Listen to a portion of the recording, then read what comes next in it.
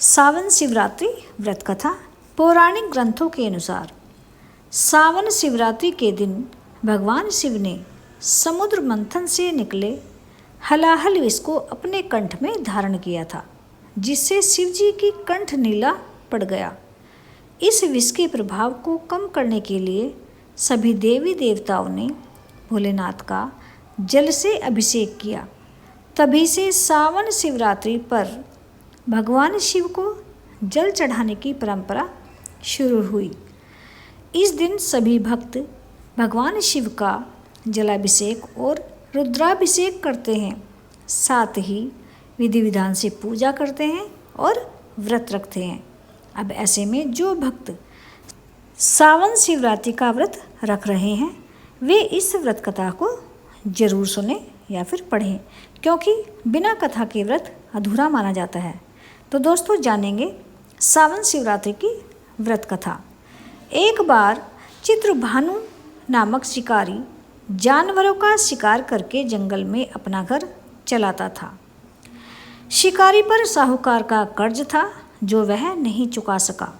क्रोधित होकर साहूकार ने शिकारी को बंदी बना दिया। वह शिवरात्रि का दिन था। जब साहूकार उसे बंदी बना रहा था, शिकारी कारावास में शिव जी की धार्मिक प्रवचन सुनता रहा। उसने वहीं शिवरात्रि का व्रत कथा सुनी। शिकारी का पूरा दिन ऐसे ही बीतने लगा। शाम को साहूकार ने चित्रभानु को कर्ज चुकाने के लिए एक दिन का समय दिया और उसे छोड़ दिया। कर्ज चुकाने के लिए चित्रभानु ने पूरे दिन जंगल में शिकार ढूंढते हुए बिताया। इस तरह शाम निकल गई। रात बीतने का इंतजार करते हुए वह बेल के पेड़ पर चढ़ गया। इसी पेड़ के नीचे शिवलिंग बनाया गया था। शिकारी बिना देखे बेलपत्र तोड़ रहा था, जो संयोगवश शिवलिंग पर गिर रहे थे, जिससे उसका व्रत पूरा हुआ। चित्रभानु ने शिकार की तलाश में घूमते हुए तालाब के किनारे एक गर्भिणी हिरनी को देखा जो पानी पीने आई थी। उसने उसे मारने के लिए धनुष बाण निकाला। हिरनी ने चित्रभानु को देखा और इस शिकारी को बताया कि वह गर्भवती है। आप मेरा शिकार करके 2 लोगों को मार रहे हो, यह गलत है। तब हिरनी ने शिकारी से वादा किया कि जब उसका बच्चा इस दुनिया में आ जाएगा तो वह खुद आ जाएगी। वह इसके बाद उसका शिकार कर सकता है, लेकिन मुझे अभी जाने दो। शिकारी ने हिरनी की बात को मान लिया और उसे जाने दिया। इसके बाद पेड़ पर चढ़ने के दौरान कुछ और बेलपत्र शिवलिंग पर गिर गई। ऐसे ही चित्रभानु ने अनजाने में ही शिव जी की पहली पैर की पूजा की।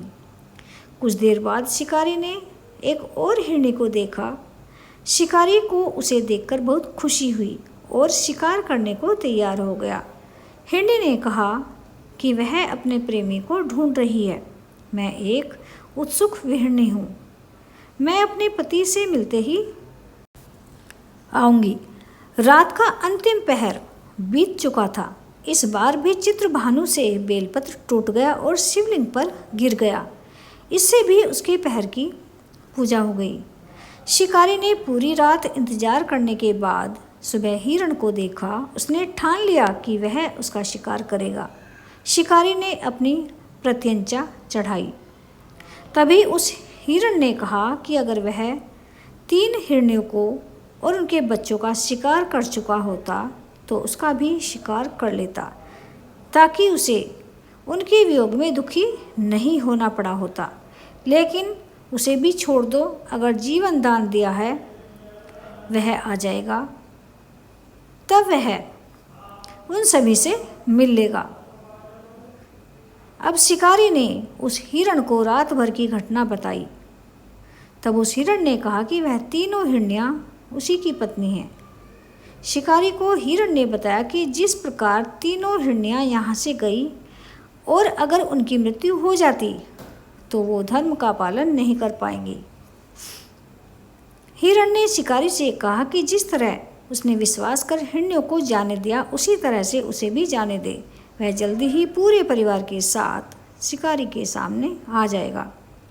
अब पूरी घटना के द्वारा शिकारी ने जाने अनजाने में ही सही व्रत, रात्रि जागरण और शिवलिंग पर बेलपत्र चढ़ाने से उसकी हृदय को शांति मिली और उसने धनुष छोड़कर हिरण को छोड़ दिया।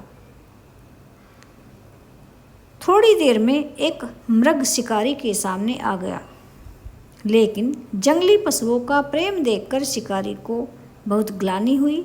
उसने अपने कठोर हृदय को जीव हिंसा से हमेशा के लिए अलग कर दिया और मृग परिवार को छोड़ दिया। शिकारी के ऐसा करने पर भगवान शिव ने उससे प्रसन्न होकर उसे अपना दर्शन दिया, साथ ही उसे सुख समृद्धि का वरदान दिया और वह गुहू नाम दिया।